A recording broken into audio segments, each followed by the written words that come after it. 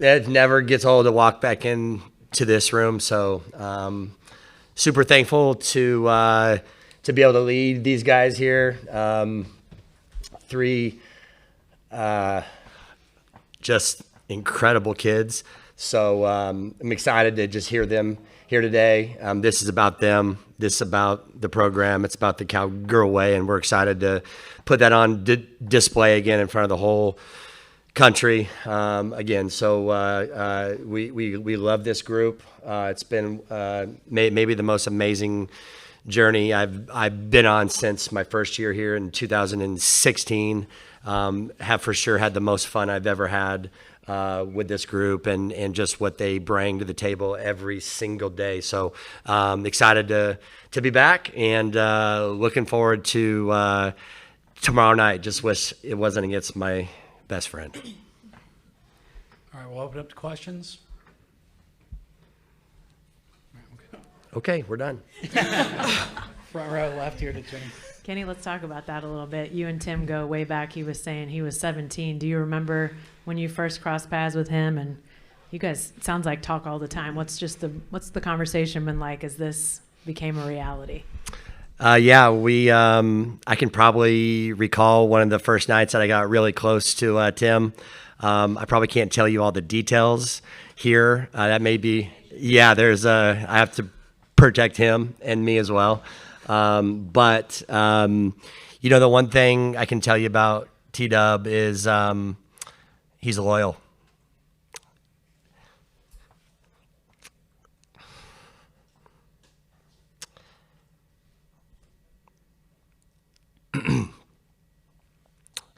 I mean, he gave me a shot to get back in, and I'm just thankful. I mean, he's just a great friend, and God, I don't want to cry.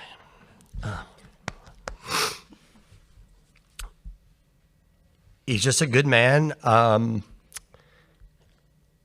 He's always shot me straight. And I mean, I miss being around him a lot, to be very honest. So, but it's really cool to be able to showcase his team and our team on the stage, and to be able to do that is just an incredible thing. And just thankful for what the doors that he opened, and I'm thankful to be out of his tree. I mean, it's really cool. It really makes me proud. And I can tell you this, when he texts me, it means a lot. When he calls, it means a lot. So it's really cool. All right, we're good. Front row right to Robert. Yeah, Robert Allen, Post Report. Was just going to ask you, do you remember who called who first back in February when you hastily arranged that game down in Florida? And when you talked, was there any doubt it was going to happen? I'll take the credit. I did. I called. Might as well get some. It's good. I called him. I just said, hey, I know this is probably a long shot. First off, like, the one thing I've learned under him is don't ever play a game after an off day. Like, don't ever play on a Tuesday when Monday is your off day. So I knew when I called him, I was like, he's not going to want to play. I really don't want to play, but we need to both play. They had missed games, so I just reached out and said, hey,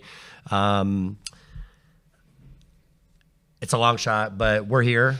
We're willing to come do you. And we're both in the same boat. We've both been on an off day, so none of us has an advantage, and I'd love to come play at your place. And he just, like, I knew right away when he texted me back, I probably have it in my phone, but it was like, hey, give me 5.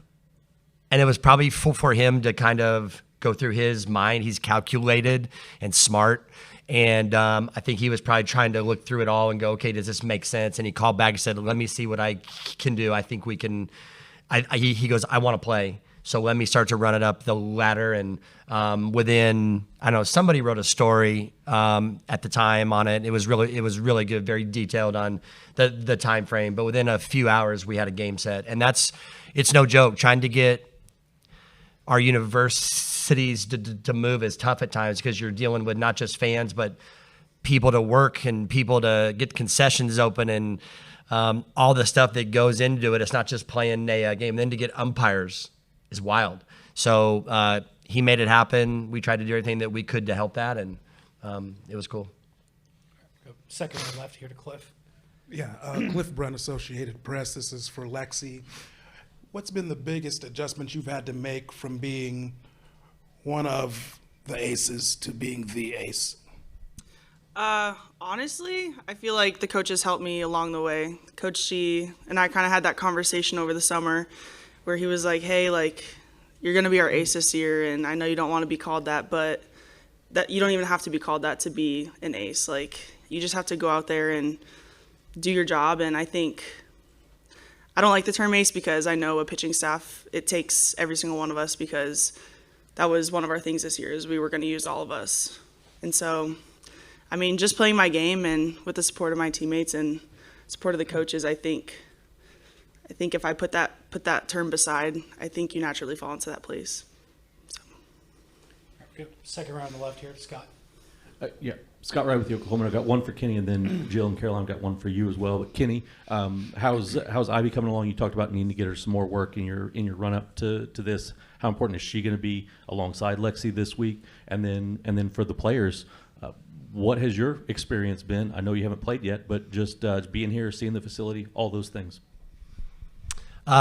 I think Ivy's doing good.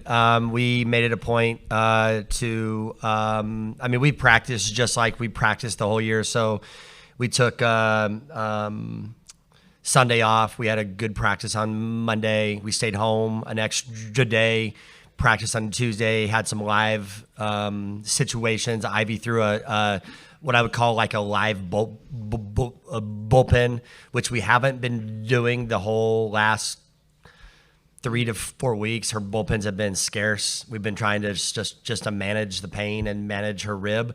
But we said, hey, we're going to have to go at it now. We're going to have to really go. So Carrie thought she threw extremely well. She had some timing issues a week ago because of not pitching enough. And so if you can imagine, you have a broken rib, and it really doesn't hurt to throw. It hurts to breathe. But then when your timing's off, and Lexi can tell you this, if you ever create the kind of arm speed that these guys do, and then you graze your rib cage with your elbow as you come through, and you have a broken rib, that was starting to happen because her timing was off, just like a hitter's timing could become off. And so I think it led to a little bit of inconsistency against Arizona. I still think she gutted out and got us what we needed to, but I don't think she was anywhere close to what she's been. So I think getting her this extra work again has been really good. Players. Jill. Can you remind me of the question? I'm sorry. What's your experience here been like? Football? Here, oh my God, it has been amazing. And I mean, I think anyone who talks to me, I think I put a lot of emphasis on like, hey man, I'm living the dream. Or like, a lot of times I say, I just feel like I'm dreaming even still, because I mean, I come from somewhere that I played for 4 years, and this was only a dream, and it just felt so far out of reach and kind of out of touch. And I mean, for this to be my 5th year and finally being able to actually experience it for myself and not just watch it, it's awesome. And it's everything that I could have imagined. I definitely feel the same. I talked to Coach G, I think yesterday. He was like, hey, how are you feeling? And I was like, it feels like it's so exciting, but I don't think it's really like set in. Like it almost doesn't feel like it's real yet for me. All right, we go second row on the right. Parker Jarrow with the O'Collie. Kenny, you've talked about a couple of times now how much fun you've had with this group and said it's some of the most fun you've ever had, but what specifically about this group has made it the most fun you've ever had? We just have this unique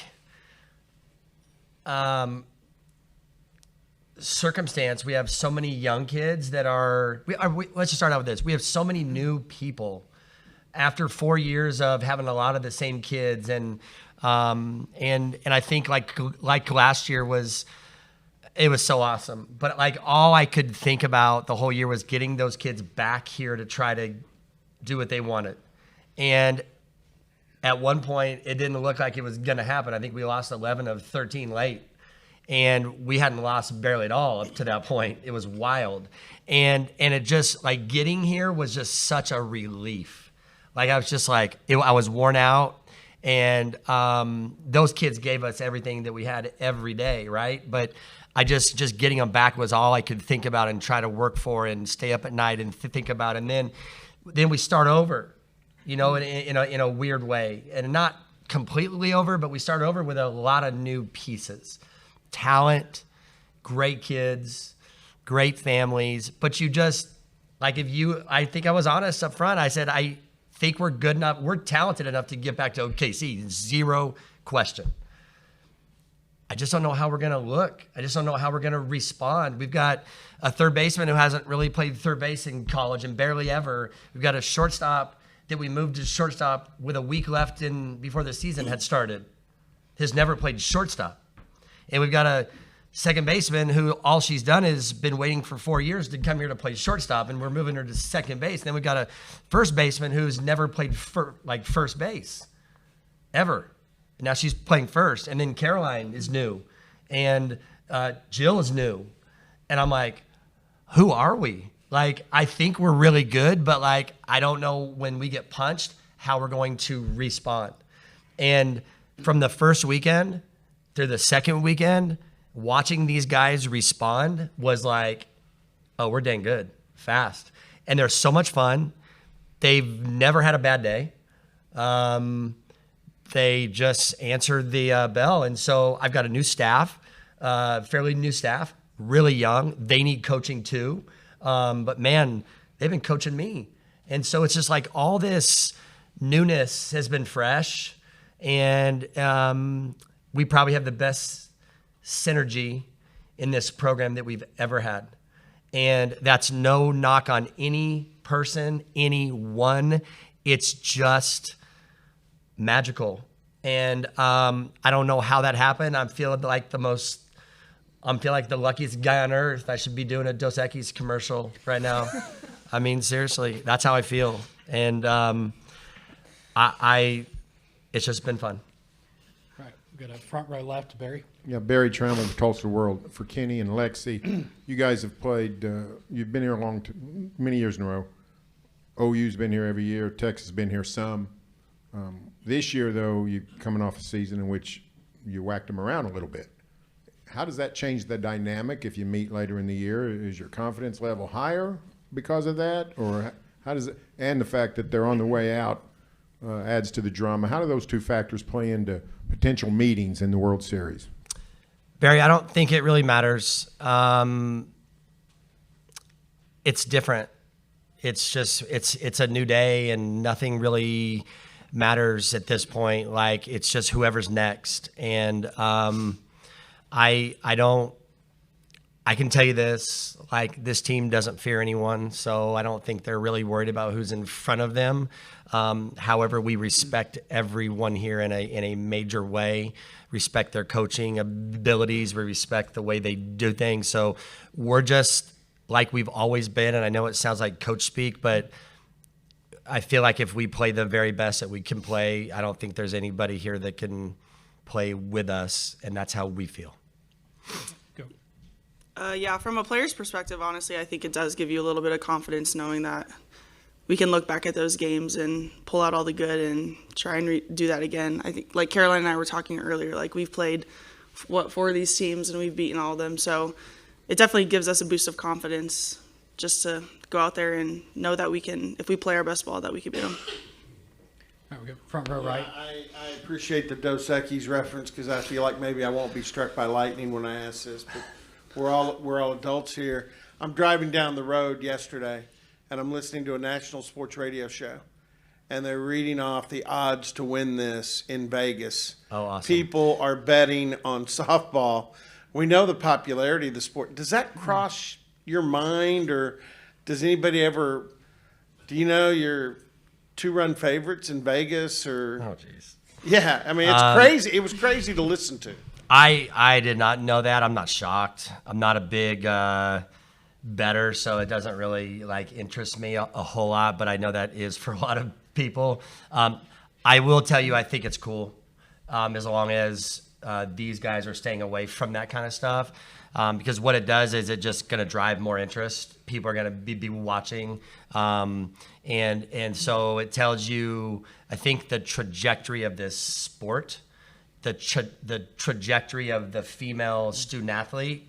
I think I have the best job in the country coaching softball. It's wild that we can be doing this and be in a room like this, and it's just crazy. So I think that our sport is just really growing, and I think you're seeing that and feeling that all over.